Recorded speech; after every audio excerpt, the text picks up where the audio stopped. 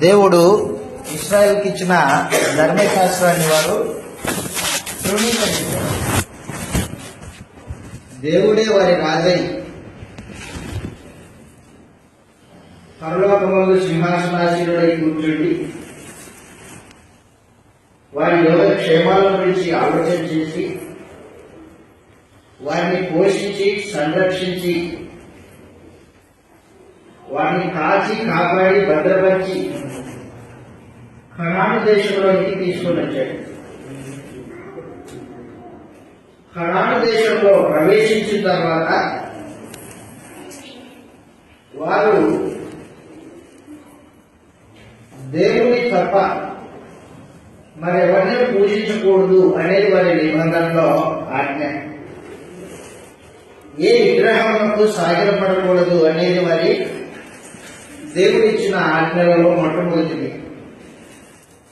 కానీ వాళ్ళు ఏం చేశారంటే త్వరితగతినే రాజు ఇచ్చిన ఆజ్ఞను పెడచెవిన పెట్టి చుట్టూ ఉన్న ప్రజల ఆచారాల ప్రకారము విగ్రహారాధనకి దిగిపోయారు. మహాదేవుడు ప్రేమ కలిగిన వాడు. తనతో నిబంధన చేసుకున్న ప్రజలు తనకు విరోధంగా విగ్రహాలను పూజిస్తూ ఉంటే వారిని తన వైపుకు మళ్లించుకోవడానికి తిప్పడానికి దేవుడు న్యాయాధిపతులను ఏర్పాటు చేశాడు, ప్రవక్తల్ని ఏర్పాటు చేసి పెట్టాడు. అయినను వారు తిరగల. దేవుడు ఏం చేశాడంటే తిరగకపోతే ఆ జనుల విషయంలో సంపూర్ణంగా వారిని విడిచిపెట్టడానికి ఇష్టపడ్డాడు. నువ్వు నా ప్రజ కాదు, నీకు నాకు సంబంధం లేవు. అరణ్యంలో నీతో మాట్లాడినప్పుడు నా మాటలు శ్రద్ధగా విని నా ఆజ్ఞలను అనుసరించి నడుస్తానని అని మాటించావు నువ్వు. కానీ ఇప్పుడు నాకు విరోధంగా తిరిగావు.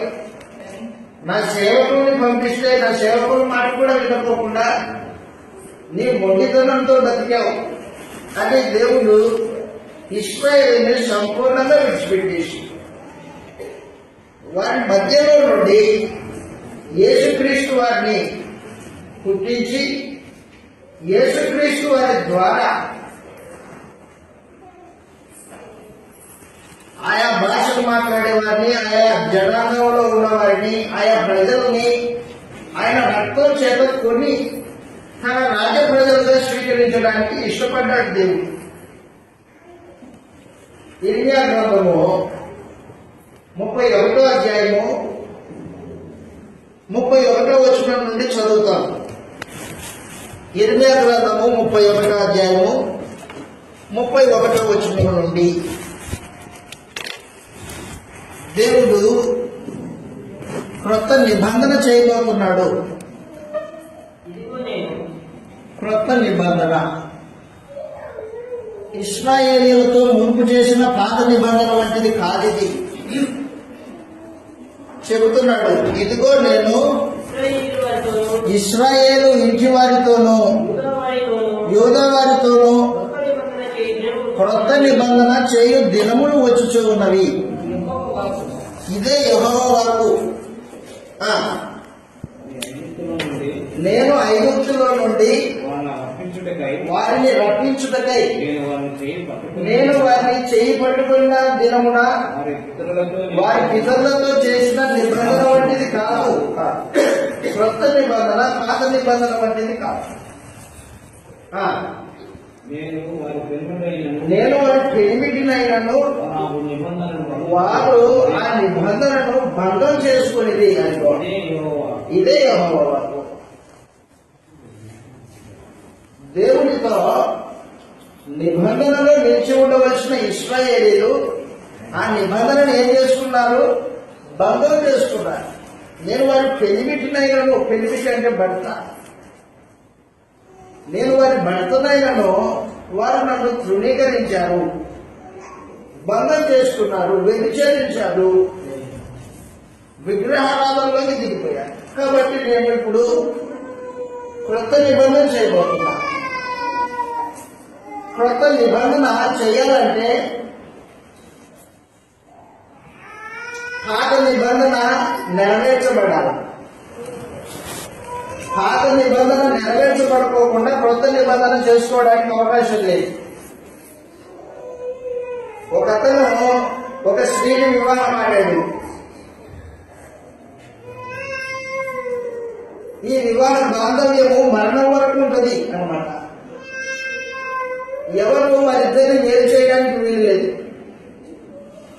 భార్య భర్తలు బ్రతికున్నంత కాలము నిబంధనలో నిలిచి ఉండాలి. వివాహ నిబంధన అన్నమాట. అది భర్త చనిపోతేనే ఈమె స్వతంత్రం అవుతుంది, ఇంకొకరిని వివాహం చేసుకోవచ్చు. భర్త బతికుండగా ఈమె ఇంకొక పురుషుడిని చేరకూడదు. కాబట్టి దేవుడు ఏం చేశాడంటే ఇశ్రాయేలీయులతో చేసుకున్న ఈ పాత నిబంధన అది యేసుక్రీస్తు వారి యొక్క శిలువ మరణంలో నెరవేర్చబడి కొట్టివేయబడితే క్రొత్త నిబంధన చేసుకోవడానికి అవకాశం ఉంటుంది. నిబంధన నిలిచి ఉండగా ఇంకొక నిబంధనకు అవకాశం ఉండదు అన్నమాట. క్రొత్త నిబంధన చేయాలంటే పాత నిబంధన సంపూర్తిగా నెరవేర్చాలి. పాత నిబంధన నెరవేర్చడానికి భూమి మీద ఏ ఒక్కడు సరిపోలా. దాంట్లో ప్రాముఖ్యంగా 10 ఆజ్ఞలు ఉన్నాయి. ఈ 10 ఆజ్ఞల్లో 9 జరిగించి ఒక దాంట్లో తప్పిపోయినా మొత్తం తప్పిపోయినట్టే.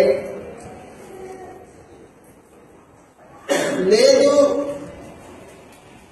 1 జరిగించి 9 తప్పిపోయినా మొత్తం తప్పిపోయినట్టే. మోయలేని కాడి ఇశ్రాయేలు మీద మోపేటి దేవుడు ధర్మశాస్త్రం. వారికి విశ్రాంతి దినం శనివారం ఆరాధనకి రాలేదనుకో, ఊరి బయటికి తీసుకెళ్లి వాడిని రాళ్లతో కొట్టి చంపాల.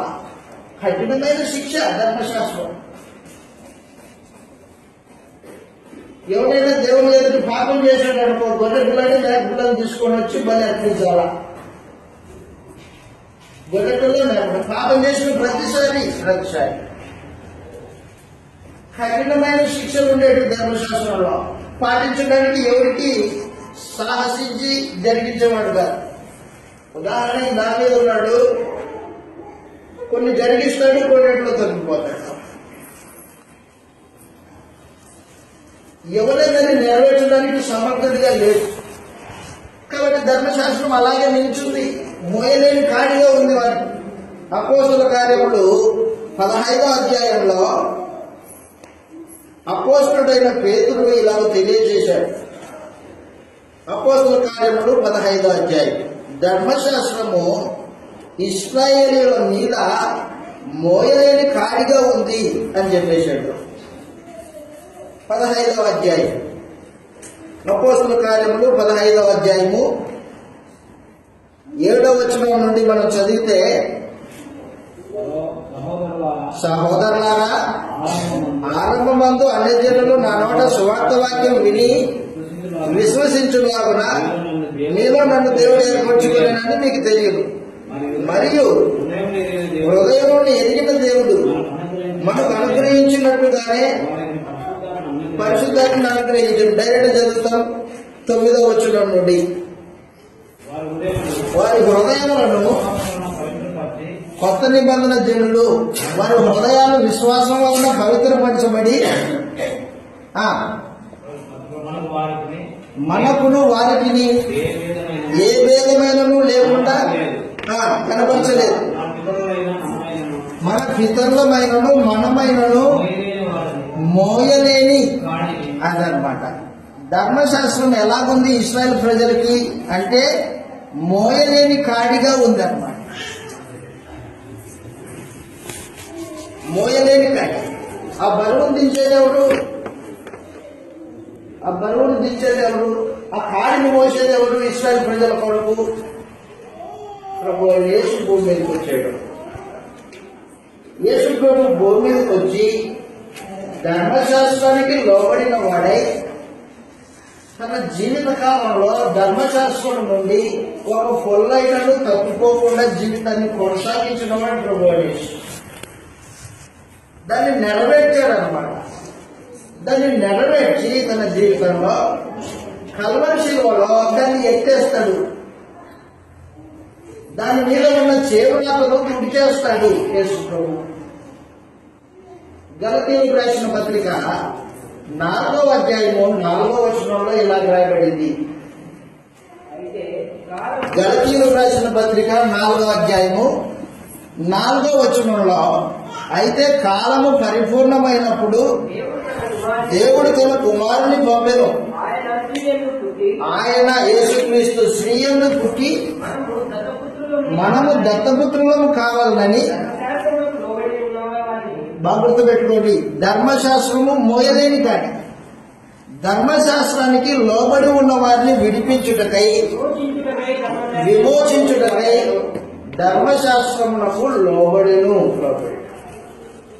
యేసు ప్రభు తన జీవిత కాలము ధర్మశాస్త్రాన్ని అనుసరించడమే జరిగింది. ధర్మశాస్త్రాన్ని తూచ తప్పకుండా నెరవేర్చాడు. మత్తయి సువార్త 5వ అధ్యాయంలో యేసు ప్రభు నేను ధర్మశాస్త్రాన్ని అంతా నెరవేరుస్తాను అని చెప్పాడు. మత్తయి సువార్త 5వ అధ్యాయము 17వ వచనం నుండి చదివితే ఇలా రాయబడింది. ధర్మశాస్త్రములైనను ప్రవక్తల వచనములైనను కొట్టివేయడానికి వచ్చానని తలంచొద్దు. నెరవేర్చడానికే గాని కొట్టివేయటకు నేను రాలేదు అన్నాడు. దేనికి వచ్చాడంటే యేసు ప్రభు ధర్మశాస్త్రాన్ని నెరవేర్చడానికి వచ్చాడు. తన జీవితం అంతా ధర్మశాస్త్రాన్ని నెరవేర్చడం అనేది ఆయన లక్ష్యం. ఎందుకంటే ఇశ్రాయేల్ ప్రజల మెడల మీద మోయలేని భారంతో ఉంది. ఎద్దు కాడెత్తుకుంటే ఎంత కష్టపడుతూ పనిచేస్తుందో అలాగే ఇశ్రాయేల్ ప్రజల మెడల మీద కాడి ధర్మశాస్త్రము మోయలేని భారమైంది. యేసు ప్రభు వచ్చి చెబుతున్నాడు, నేను సమస్తాన్ని నెరవేరుస్తాను. మీ ప్రయాస, మీ భారము నేను నా భుజాల మీద మోసుకుంటాను, మిమ్మల్ని విడిపిస్తాను అని ఇశ్రాయేల్ ప్రజలకి, యూదా ప్రజలకి ప్రభు యేసు సువార్త ప్రకటించాడు. మత్తయి సువార్త 11వ అధ్యాయంలో, మత్తయి సువార్త 11వ అధ్యాయం 28వ వచనము 29వ వచనం చదువుతాం. ప్రయాసపడి భారం మోసుకుంటున్న సమస్త జనులారా నా యొద్దకు రండి. అదనమాట. ప్రయాసపడి భారం మోసుకుంటున్న సమస్త జనులు ఎవరాళ్ళు? ఇశ్రాయేలీయులు, యూదులు. వారు పడుతున్న ప్రయాస దేనికి సంబంధించింది? ధర్మశాస్త్రానికి సంబంధించింది. మోయలేని కాడి.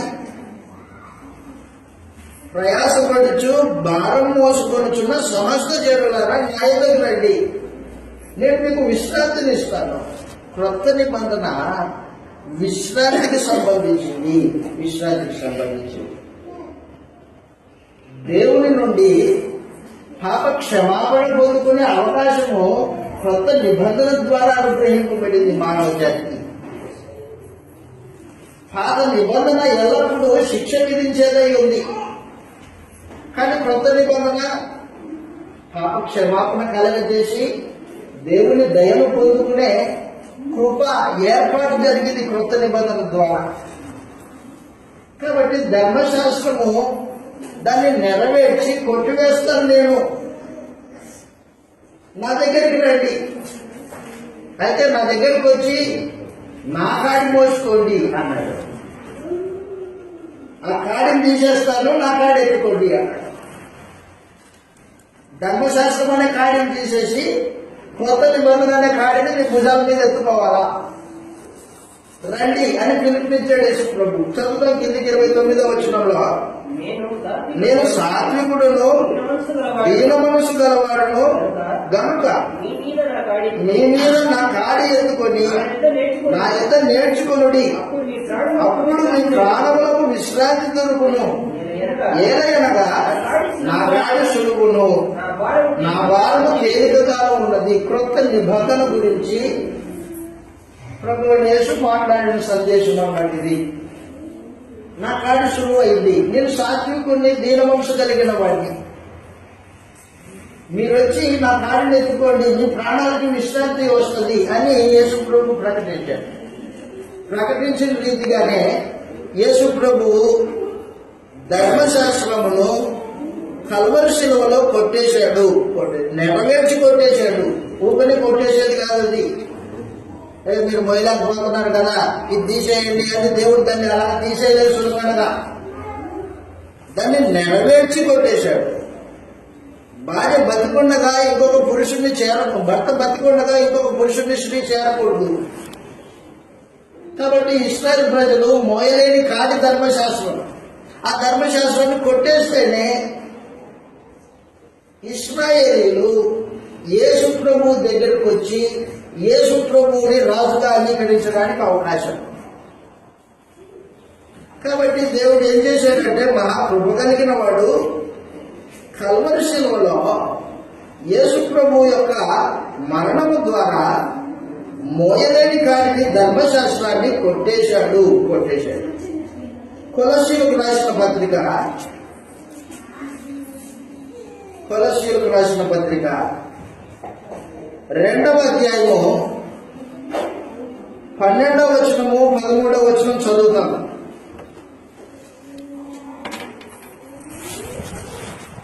కొలస్సీయులకు రాసిన పత్రిక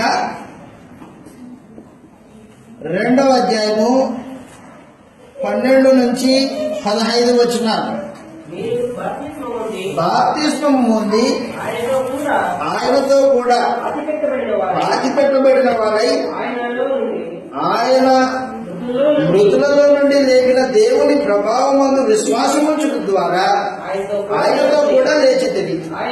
మరియు అపరాధముల వలనను శరీరమును సున్నతి పొందక ఉండటం వలనను మీరు మృతులై ఉండగా దేవుడు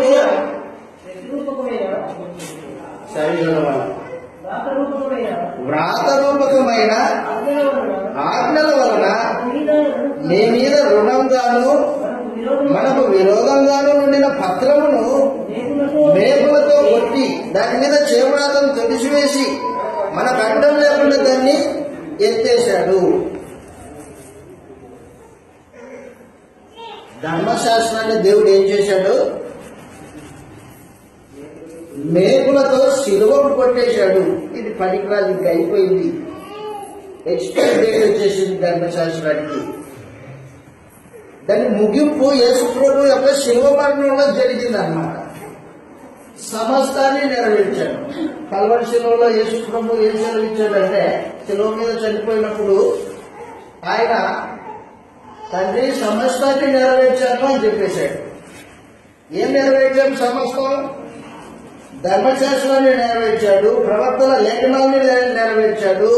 తాను భూమి మీదకి వచ్చి మనుషుల పాపముల కొరకు శిలువ అనుభవించాలని దేవుని చిత్తం కాబట్టి దేవుని చిత్తాన్ని నెరవేర్చాడు. సమస్తం నెరవేర్చుతుంది. కాబట్టి యేసు ప్రభు కల్వరి శిలువలో ధర్మశాస్త్రమును మేకులతో కొట్టి దాని మీద చేవ్రాతను తుడిచేసి మనకు విరోధంగాను మనకు రుణంగాను ఉన్న ఆ ధర్మశాస్త్రాన్ని యేసు ప్రభు ఎత్తేసాడు. ఎత్తేసి ఏం చేశాడంటే, ఆయన యొక్క రక్తం చేత క్రొత్త నిబంధన చేశాడు. క్రొత్త నిబంధన.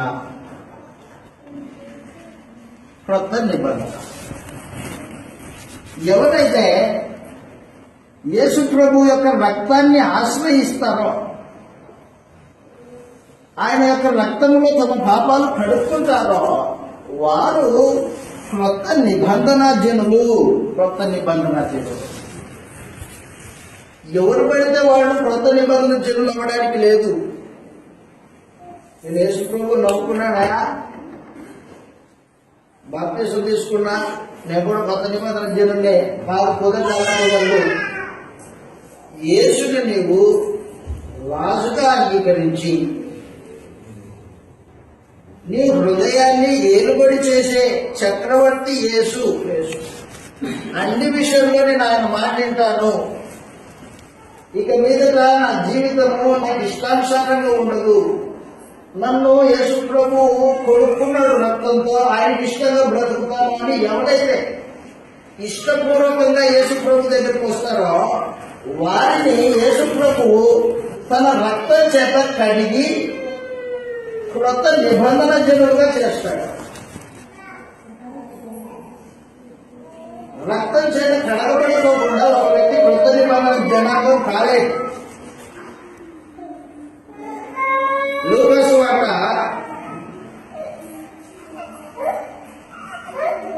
22వ అధ్యాయం. తాను మరణించడానికి ముందుగా తన శిష్యులతో పాటు కూర్చుండి భోజనం చేస్తూ ఇలా మాట్లాడుతున్నాడు. ప్రత్యేకించి 20వ వచనంలో, 22వ అధ్యాయము 20వ వచనంలో లూకా సువార్త. ఆ ప్రకారమే భోజనమైన తర్వాత ఆయన యేసు ప్రభువు గిన్నె పట్టుకొని, ఈ గిన్నె మీ కొరకు చిందింపబడుతున్న నా రక్తం వలన క్రొత్త నిబంధన, మీరు దీనిలో త్రాగినప్పుడల్లా నన్ను జ్ఞాపకం చేసుకోండి అని చెప్పి. కాబట్టి యేసు ప్రభు సర్వశిలువలో ధర్మశాస్త్రాన్ని నెరవేర్చి దాని చేవలాతలు తుడిపేసి అడ్డం లేకుండా ఎత్తేసి తన పరిశుద్ధమైన రక్తం చేత, అమూల్యమైన రక్తం చేత క్రొత్త నిబంధన చేశాడు. నా రక్తంలోనైనా కొత్త నిబంధన. ఈ క్రొత్త నిబంధన ఇశ్రాయేలీయులు యూదులకి మాత్రమే కాదది, భూమి మీద పుట్టిన ప్రతివానికి. ఎవరైతే యేసు ప్రభు రక్తాన్ని ఆశ్రయించి పాపాలు కడిగేసుకుంటారో వారికి అందరికీ వర్తిస్తుంది. ప్రకటన గ్రంథం 5వ అధ్యాయము 9-10 వచనాలలో గొర్రెపిల్ల గురించి మాట్లాడుతూ ఉన్నాడు. ఈ గొర్రెపిల్ల తన రక్తం చేత క్రొత్త నిబంధనను తీసుకొని వచ్చింది. ప్రకటన గ్రంథం 5వ అధ్యాయము 9-10 వచనాల్లో ఆ పెద్దలు, నీవు ఆ గ్రంథమును తీసుకొని దాని ముద్రలు విప్పుటకు యోగ్యుడవు, నీవు వధింపబడిన వాడవై నీ రక్తం ఇచ్చి ప్రతి వంశంలోనూ బాగా పెట్టుకోండి. యేసు ప్రభు యొక్క రక్తము యూదులకి ఇశ్రాయేలీయులకి మాత్రమే కాదది, అందరి కొరకు, భూమి మీద పుట్టిన ప్రతి వారి కొరకు. ఎవరైతే రక్తం దగ్గరికి వచ్చి తన పాపాలు కడిగేసుకుంటారో, ఏ భాషలో ఉన్నవారైనా ఏ జనాంగంలో ఉన్నవారైనా చెప్తున్నాడు, ప్రతి జనంలోనూ ప్రతి ప్రజలోనూ ప్రతి భాష మాట్లాడే వారిలోనూ నీ రక్తం ఇచ్చి మనుషులను కొని మా దేవునికి ఒక రాజ్యము గాను యాజకుడు గాను చేసింది అదిగో. ఇప్పుడు నేడు యేసు ప్రభు శిలువ మరణం పొందింది మొదలుకొని దేవుని రాజ్యము పూర్వం ఇశ్రాయేలీలు ఉండేది. కానీ ఇప్పుడైతే ఎవరైతే రక్తంలో తమ వస్త్రాలు ఉట్టుకుంటారో, యేసు ప్రభు రక్తంలో తమ జీవితాలని కడుక్కుంటారో వారు క్రొత్త నిబంధన జనులు. 10 మంది గుంపుగా కూర్చుంటే సంఘం అయిపోరు. సంఘం అవ్వాలంటే యేసు ప్రభు రక్తంలో తమ పాపములను కడుక్కున్న వారై ఉండాలి. వారు 10 మంది అయితే సంఘం అవుతారు. 2-3 సంఘం అవుతారు. చెప్తున్నాడు ప్రతి భాషలో. చదవండి 9వ వచనం మరొకసారి. ఆ పెద్దలు నీవు ఆ గ్రంథమును తీసుకొని దాని ముద్రలు విప్పుటకు యోగ్యుడు, నీవు వధింపబడిన వాడవై, బాగా గుర్తుపెట్టుకోండి, నీ రక్తం ఇచ్చి అన్నమాట. రక్తం ఇచ్చి యేసు ప్రభువు రాజ్యాన్ని కొన్నాడు. చాలాసార్లు చెప్తూ ఉంటారు మీకు, యేసు ప్రభు భూమి మీద ఉన్నప్పుడు ఏం సంపాదించాడు? భౌతికంగా ఏం సంపాదించలేదు, కానీ పాపం లేని రక్తాన్ని సంపాదించాడు తన దేహంలో.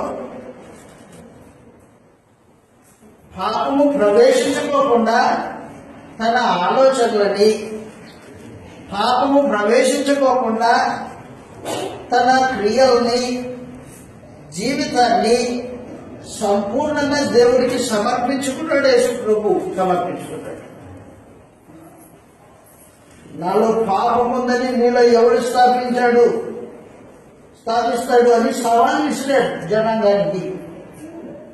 పాపం లేని వాడు తను సంపాదించింది ఏదైనా ఉందంటే ఇదిగో పాపం లేని రక్తాన్ని సంపాదించాడు. ఏం చేసుకుంటావు ఆ రక్తము? రక్తం ఏం చేసుకుంటావు?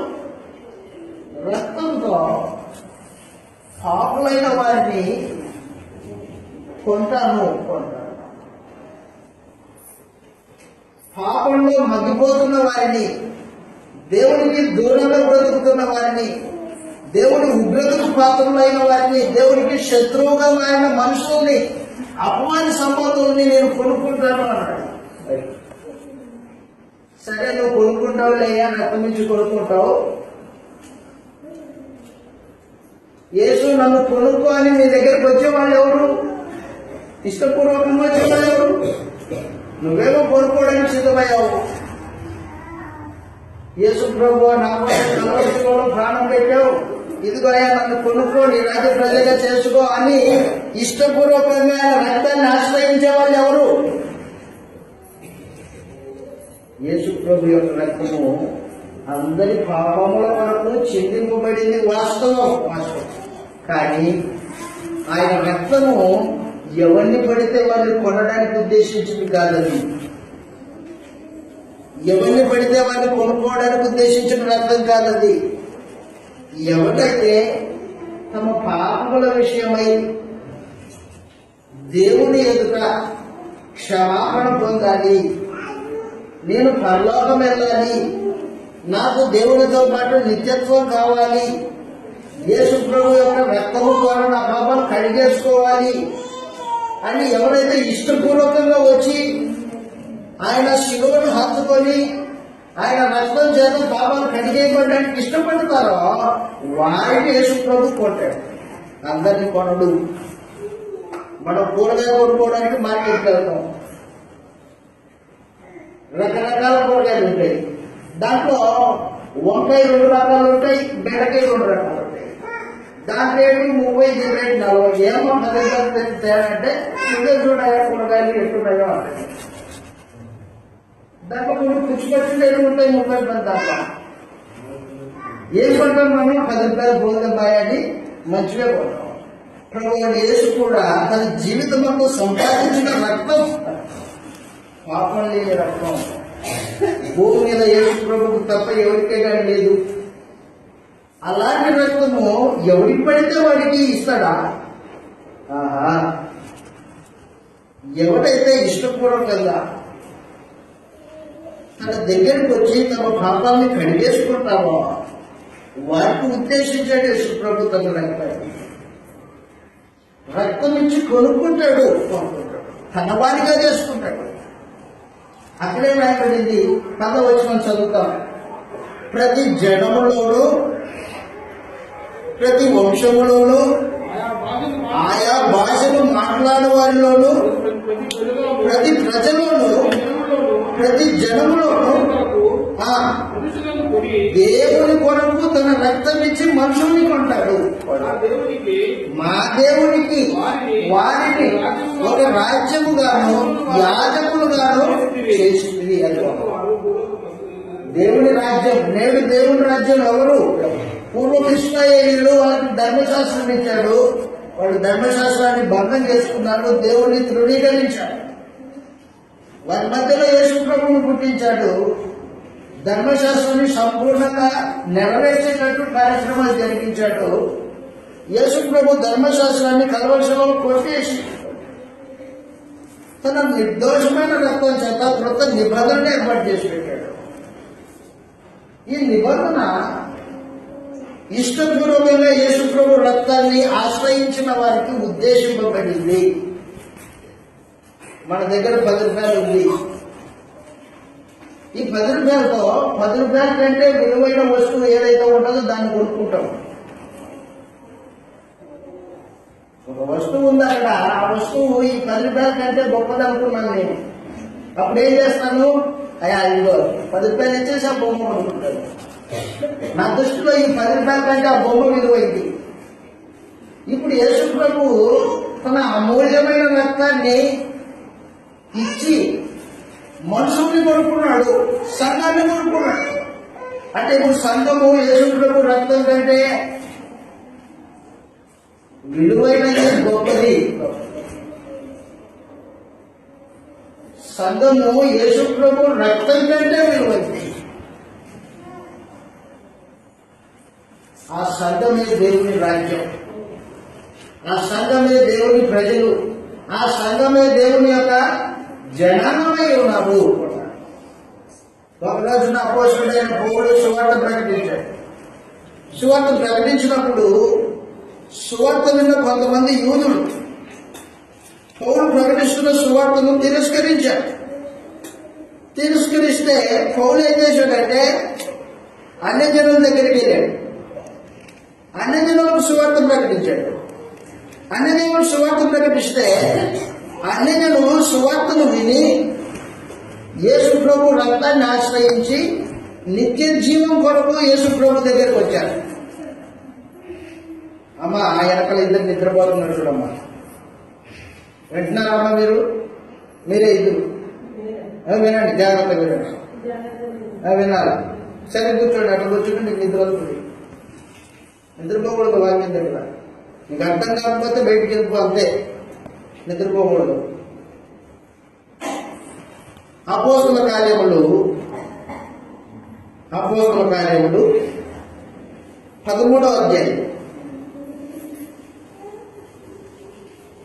13వ అధ్యాయం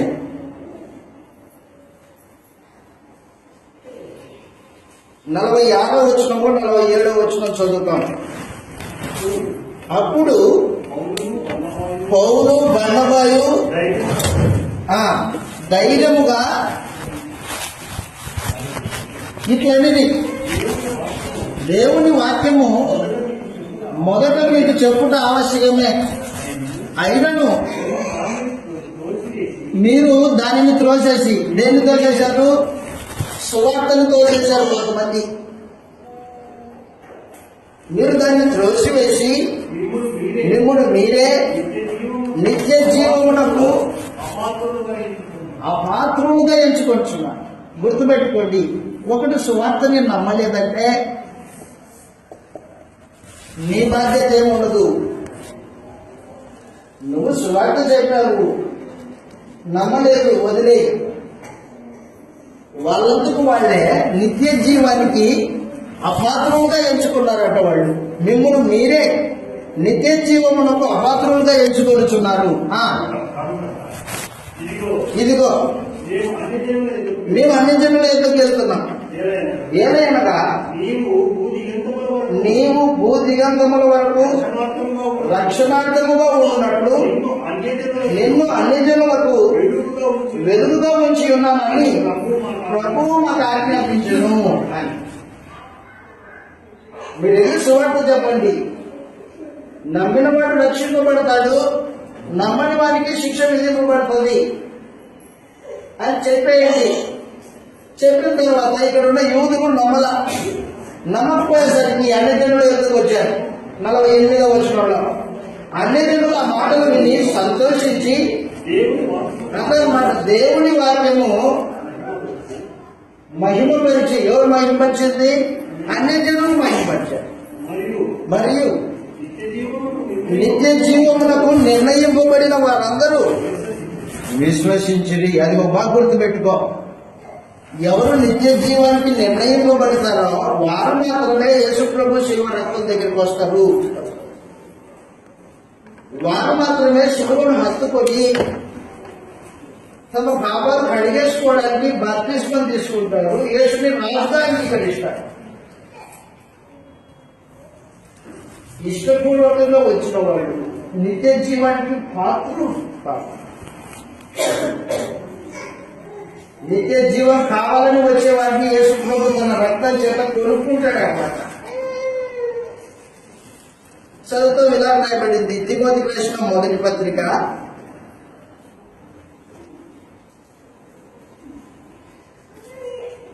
1వ అధ్యాయం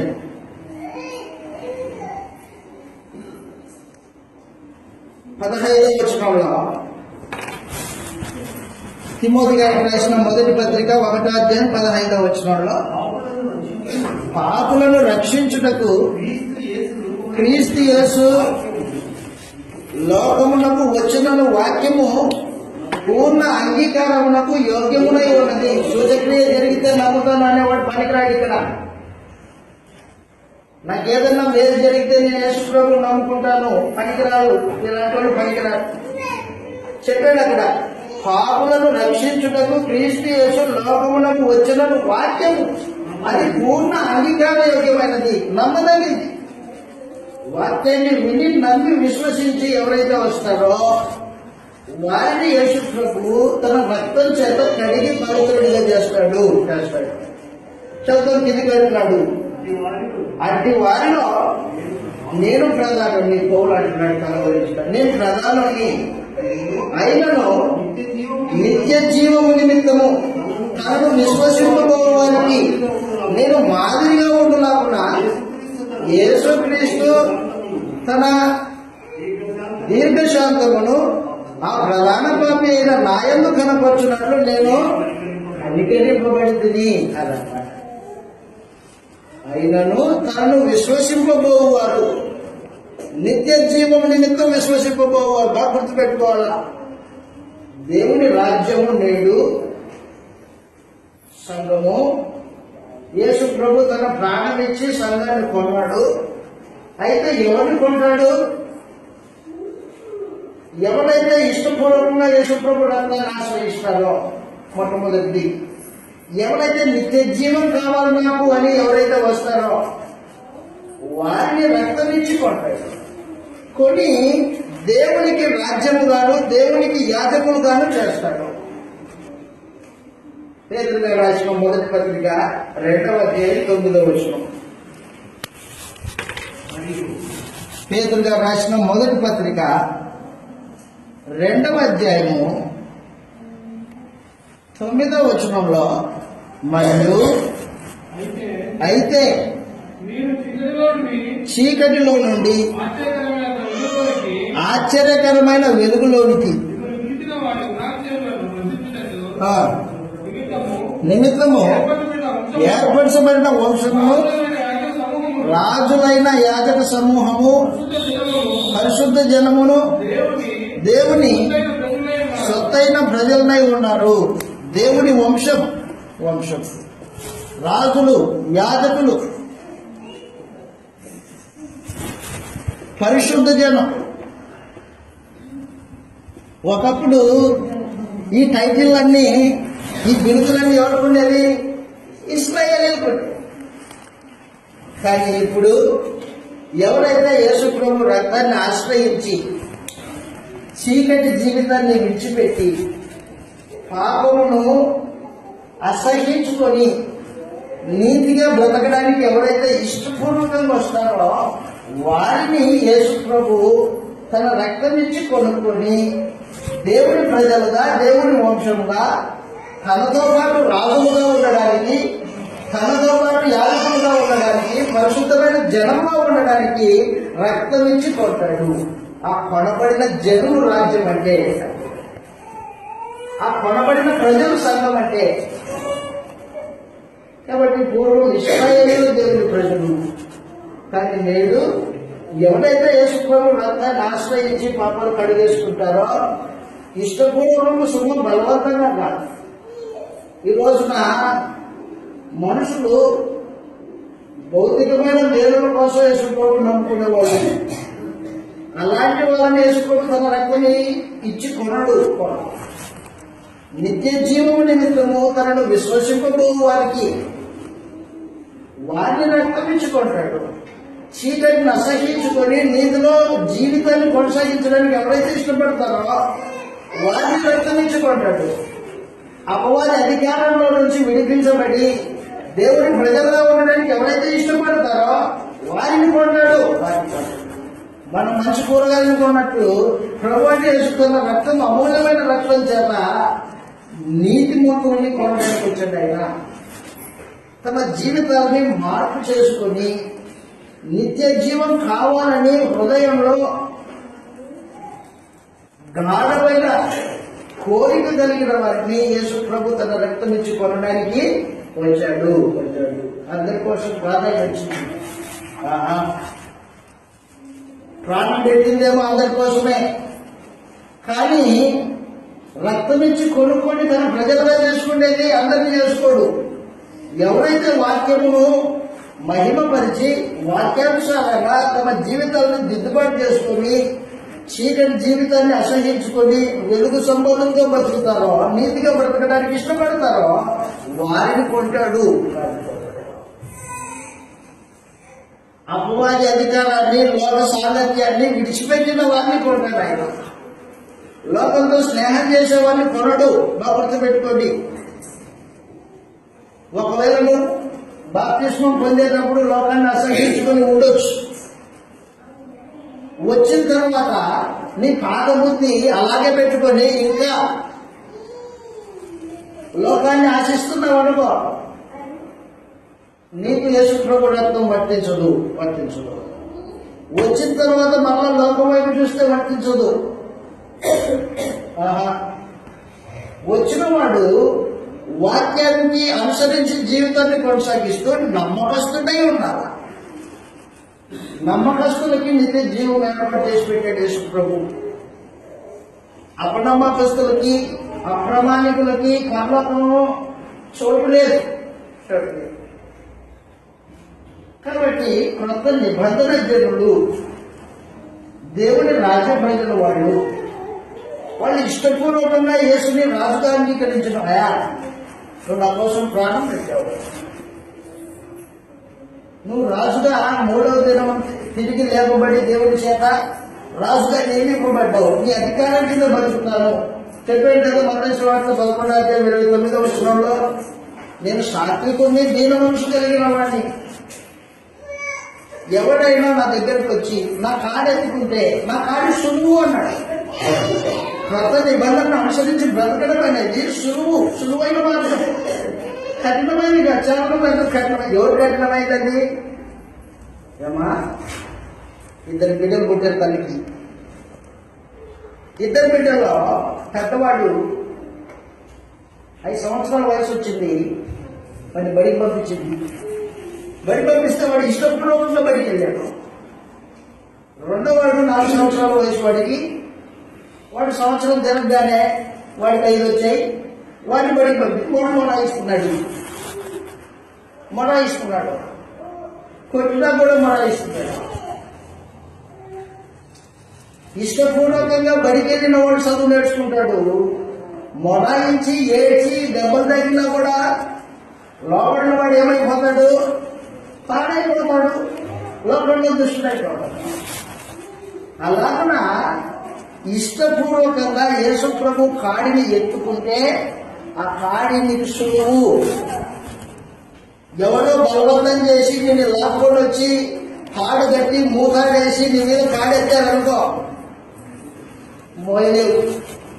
అందుకే ఈ రోజున 10 గంటలకు ఆడాలంటే 2 గంటలకు వచ్చారు, 10:30 వస్తూనే ఉన్నారు. కాడి బరువుగా ఉంది మీకు, కాడి మీకు బరువుగా ఉంది, నాకు అర్థమవుతుంది.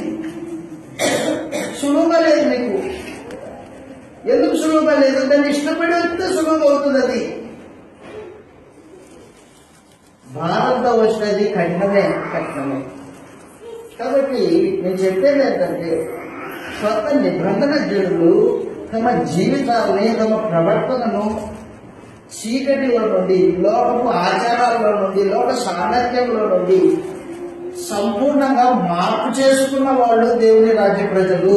దేవుని రాజ్య ప్రజలు ఎవరు పడితే వాళ్ళు కాదు, మోసపోవద్దు. ఒకవేళ నీ హృదయంలో నేను దేవుడి రాజ్య ప్రజలు అయితే అనే భావం నీ హృదయంలో ఉంటే నువ్వు ఎంతవరకు యేసు ప్రభు కాడిని ఇష్టపూర్వకంగా మోస్తున్నావు అనేది ఆలోచన చేయి.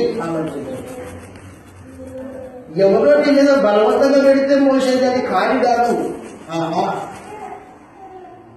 మా ఊళ్ళో ఒత్ತೆద్దుని ఏం చేస్తారంటే, దాని మెడ మీదకి కాడి ఎత్తడానికంటే ముందుగానే, బండి లాగించడానికంటే ముందుగానే దానికి ఏం చేస్తారు తెలిసిన, దానికి కొత్త పాటిమాను కట్టి దాని వెనకాల పెద్ద టైరు కాడు కట్టి టైరు మీద ఈ మనిషి ఎక్కి దాన్ని తోలుకుంటాడు.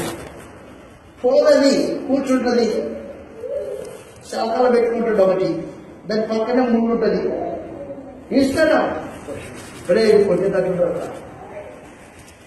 లాగుతుంటది, అలవాటు పడుతుంది, కాడిని మోయడానికి సిద్ధమవుతుంది. ఇప్పుడు బండి లాగడానికి సిద్ధపడింది ఆ కోడే.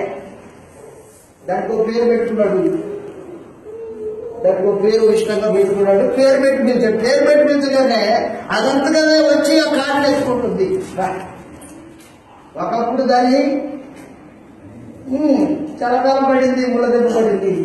ఇప్పుడు ఇష్టపూర్వకంగా వచ్చి కాడెత్తుకుంటుంది. అలవాటు పడిన కోడే, కాడికి అలవాటు పడిన కోడే ఎలా ఉండాలో ఆ రీతిగా క్రొత్త నిబంధన జనులు ఇష్టపూర్వకంగా క్రీస్తు రాజ్యంలో ప్రవేశించిన వారై ఉన్నారా? బలవంతంగా కాదు. ఒకవేళ నువ్వు బలవంతంగా వచ్చినా నిన్ను పిలిచిన వ్యక్తికి సంతోషం ఉండదు, లాభం ఉండదు, వచ్చిన నీకు లాభం ఉండదు. దానివల్ల ఎవరికి లాభం. కాబట్టి మనుషులు ఇష్టపూర్వకంగా చీకటిని అసహ్యించుకొని వెలుగులోకి వచ్చి, లోక సామర్థ్యాన్ని విడిచిపెట్టి యేసు ప్రభు సామర్థ్యంలోకి వచ్చి, ఆయన రక్తం చేత పాపం కడిగేసుకొని ఆయన ఏర్పాటు చేసిన క్రొత్త నిబంధనలను ఇష్టపూర్వకంగా కాడిని మెడ మీద వేసుకొని మోసేవాళ్ళు కావాలి. అలాంటి వాళ్ళని రక్తం ఇచ్చుకుంటాడు. ఎవరు పెడితే వాళ్ళు కొనడానికి ఉద్దేశించింది కాదని. వాళ్ళు తృణీకరించడానికి పోతున్నాడు. వాళ్ళతో పని లేదు. ఆ రోజున అపోస్తులైన పౌలు సువార్త ప్రకటిస్తే కొంతమంది ఏం చేశారు? తిరస్కరించారు. నిత్య జీవానికి అపాత్రులుగా తమను తామే ఎంచుకున్నారు. వాళ్ళతో పని లేదు, మేము అన్ని జనుల దగ్గరికి వెళ్తున్నామని అన్ని జనులకి సువార్త చెబితే అన్ని జనులైన వారు వాక్యమును అంగీకరించి వాక్యమునందు విశ్వాసం ఉంచి నిత్య జీవమునకు పాత్రులుగా ఎంచబడ్డారు. ఎవరైతే ఇష్టపూర్వకంగా వస్తారో వారికి కొంటాడు అన్నమాట. ఆ ఇష్టపూర్వకంగా వచ్చిన వాళ్ళు ఏం చేస్తారంటే యేసు ప్రభు యొక్క అధికారాన్ని హృదయంలో కలిగి ఉంటారు. మనస్సులో కొత్త నిబంధన రాయబడుతుంది. వారి హృదయాల మీద కొత్త నిబంధన ఉంటుంది. చదువుతాం ఒకసారి హెబ్రీయులకు రాసిన పత్రిక 8వ అధ్యాయము, లేదా అక్కడే రాయబడింది ఇర్మియా గ్రంథం 31వ అధ్యాయం 22వ వచనం. సేమ్ అదే మాట ఇక్కడ కూడా ఉంటుంది. ఇర్మియా గ్రంథము 31వ అధ్యాయం. కొత్త నిబంధన జనులు ఇష్టపూర్వకంగా వచ్చిన వాళ్ళు వారి హృదయాలలో ధర్మ విధి రాస్తానని చెప్పాడు. 33వ వచనం ఇర్మియా గ్రంథము 31, 33. ఈ దినమైన తరువాత ఇశ్రాయేలు వారితోనూ యూదా వారితోనూ చేయబో నిబంధన ఇదే. అదిగో ఎక్కడ రాయబడ్డాయి ధర్మ విధులు? మనస్సులో. రాస్తాను, వారి హృదయము మీద దాన్ని రాసదును. కాబట్టి కొత్త నిబంధన యేసు ప్రభు యొక్క ఏలుబడి, ఆయన పరిజ్ఞాన హృదయాల్లో సాధ్యతై ఉన్నది. హృదయాల్లో ఎవరి హృదయంలో అయితే యేసు రాజుగా ప్రతిష్ఠింపబడి ఆయన ఏలుబడి సాక్షి ఉందో వారు దేవుని రాజ్య ప్రజలు. ఇప్పుడు నీవు రొట్టెలో ద్రాక్ష రసంలో చేయబోతావు. నీ హృదయంలో ఏలుబడి ఎవరిది? యేసుదై ఉందా? లేకపోతే నీ సొంత ఆలోచనలు నిన్ను నడిపిస్తున్నాయా? లేదా లోకము నిన్ను నడిపిస్తుందా? నీ హృదయంలో ఎవరు నడిపిస్తున్నారు? నీ హృదయంలో కొంతమంది ప్రజలు యేసు ప్రభుని హృదయంలో రాజుగా ఉండడం వారికి ఇష్టం లేక యేసు ప్రభుని బయటకు పంపించేశారు. హృదయాన్ని తలుపులేసుకొని తాళాలేసేశారు. పైకి మాత్రము మేము యేసు ప్రభు ప్రజలు చెప్తున్నారు. ఆయన ప్రభు బయట ఉన్నాడు, తలుపు బయట తడుతున్నాడు. ఆయనకు హృదయాన్ని జరుగుతున్నాడు. ఇక్కడ ఖాళీ లేదండి అని ప్రజలు చెప్తున్నాడు. ప్రకటన గ్రంథము హృదయాలలో మనస్సులో క్రొత్త నిబంధన రాయబడి హృదయంలో ప్రభువును ప్రతిష్ఠ చేసుకున్న వారు ఆయన ప్రజలు. కానీ కొంతమంది ఏం చేశారంటే హృదయంలో ఉండాల్సిన యేసు ప్రభువుని బయటికి తోసేసి లోకాన్ని హృదయంలో నింపుకొని భౌతిక సంబంధమైన శరీర సంబంధమైన వాటిని హృదయంలో పెట్టుకొని ఆయనను అవమానపరుస్తున్నారు. ప్రకటన గ్రంథము 3వ అధ్యాయం 19వ వచనం చదువుతాం. లవోదికయ సంఘం, ఆ సంఘము పరిస్థితి ఎలా ఉందో చూడండి. నేను ప్రభు అనేసి చెబుతున్నాడు, నేను ప్రేమించిన వారిని అందరినీ గద్దించి శిక్షిస్తున్నా గనుక నీవు ఆసక్తి కలిగి మారు మనసు పొందుము. ఇదిగో నేను తలుపులో నిల్చుండి తట్టుచున్నా. ఎవడైనాను నా స్వరం విని, ఎవరి స్వరం వినాలా? యేసు ప్రభు స్వరం. యేసు ప్రభు స్వరం ఎక్కడుంది? అపోస్తలుల బోధలో ఉంది. ఒకడు అపోస్తలుల బోధకు లోబడితే యేసు ప్రభు స్వరం వినినట్టు. ఈ లవోదికయ సంఘము అపోస్తలుల బోధ విని మారుమనసు పొందింది, రక్షింపబడింది. ఆ తర్వాత ఏం జరిగిందంటే కాలం గడిచే కొద్దీ ఈ కనులకి, ఈ మనోనేత్రాలకి గుడితనం వచ్చింది. ధనాన్ని ప్రేమించింది, భౌతికమైన ఆస్తులను ప్రేమించింది, అదే ప్రాముఖ్యంగా ఎంచుకుంది. ఉండాల్సిన యేసు ప్రభు హృదయంలో ఉండకోకుండా బయటకు తోలేసింది. ఇప్పుడు అంటున్నాడు, ఆసక్తి కలిగి మారు మనసు పొందు. లవోదికయ నా స్వరమైన తలుపుది, నేను అతని ఎద్దకు వస్తాను. అంటే ఎవరైతే తలుపునిస్తాడో అతని ఎద్దకు యేసు ప్రభు వచ్చి అతనితో నేను నాతో కూడా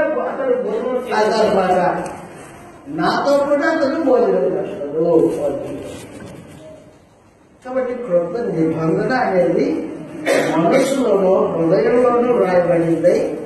ఇష్టపూర్వకంగా యేసు ప్రభువుని సేవ చేసేదైనది. యేసు ప్రభువుకి సేవ చేయడానికి మనము సంఘముగా ఉన్నాము. ఆయన రక్తమిచ్చి కొనుక్కున్నది దేనికోసం అంటే ఆయనకు సేవ చేయడానికి. కానీ మనము ఆయన సేవను మర్చిపోయాం, ఆయన అధికారాన్ని మర్చిపోయాం, మనసులో రాయబడిన ఆ క్రొత్త నిబంధనను పక్కన పెట్టేశాం, జీవితాల పేరుకు గడుపుతున్నాం. ఆయన రాజ్య ప్రజలమై ఉంటామా?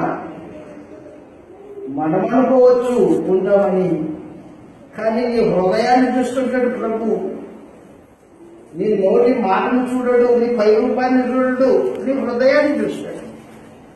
ఈ పైకి వేసుకుంటావు సగం అంటున్నాడు కానీ ఈ హృదయంలో లేదు నా అధికారం అంటాడు ఆయన. ఈ క్రొత్త నిబంధన జనులు నేడు దేవుని రాజ్యమై ఉన్నారు. మనం దేవుని రాజ్య ప్రజలమైనా యేసు ప్రభువుని హృదయంలో రాజుగా ప్రతిష్ఠ చేసుకున్న జనాంగమేనా జనాంగం. అయితే దేవుని రాజ్యంలో గుర్తుపెట్టుకోండి, నువ్వు నిజంగా దేవుని రాజ్యం ప్రజలు అయితే నీ హృదయంలో యేసు పరిపాలన సాగుతూ ఉంటే నీ దగ్గర చెడుతనానికి తావుతుంది. చెడుతనానికి తావుతుంది. ఎందుకంటే యేసు నీ హృదయంలో ఉన్నప్పుడు ఆయన వెలుగై ఉన్నాడు. నీ హృదయం అంతా వెలుగుతో నింపబడింది. నీ జీవితము వెలుగులో నడుస్తూ ఉంటుంది. ఎప్పుడైతే హృదయంలో వెలుగు కలపకుండా చీకటి పెట్టుకున్నామో మన నడక, మన జీవిత విధానము భౌతిక సంబంధంగా, లోక సంబంధంగా చీకటిలో నడుస్తుంటుంది. చీకట్లో నడిచేవాడు ఎక్కడికి వెళ్తాడు? చీకట్లోకి వెళ్తాడని చెప్పి లౌకిక సంఘం పరిస్థితి అది. దేవుని ప్రజగా ఉండడానికి వచ్చారు వాళ్ళు. యేసు ప్రభువుని హృదయంలో పెట్టుకొని ఆయన్ని సేవించాల్సింది మొదలుకొని వాళ్ళు ఏం చేశారు? వాళ్ళు ఆయన్ని బయటికి పంపించేసి భౌతికమైన ధనాభార్జన కోసం ఆలోచన చేశాడు. నులివెచ్చగా ఉంటే బాగుండేది అని చెప్పేశాడు. నులిగా లేవు, వెచ్చగా లేవు, ఉమ్మేస్తానని చెప్పి పెట్టుకోబడి. కాబట్టి దేవుని ప్రజగా క్రీస్తు ప్రభు యొక్క రక్తం చేత కడగబడిన వారుగా, ఆయన రక్తం చేత కొనబడిన వారుగా ఆయన రాజ్య సంబంధుల వాళ్ళ జీవితాన్ని కొనసాగించాలి. మనం ఆయన్ని సేవించడానికి వచ్చాం. ఉదాహరణ చెప్పేసి ముగించేస్తాను మిమ్మల్ని. ఇబ్బందిలో ఒక ఆయన సొంతకెళ్ళాడు. ఇప్పుడు సొంత అనంతపురం బాధల్లో ఒక గేదెని పట్టుకొచ్చుకున్నాడు. గేదెని పట్టుకొని వచ్చి తన దాటి కట్టేసుకొని దాటి మేత పెడుతున్నాడు. మేత ఎందుకు పెడుతున్నాడు? పాలు కావాలా? ఈ గేదెని కొన్నది నేను, నాకు సేవ చేయాలి. వేరే వాళ్ళకి సేవ చేయడానికి కాదు కదా ఈ గేదె తెచ్చుకుంది నేను.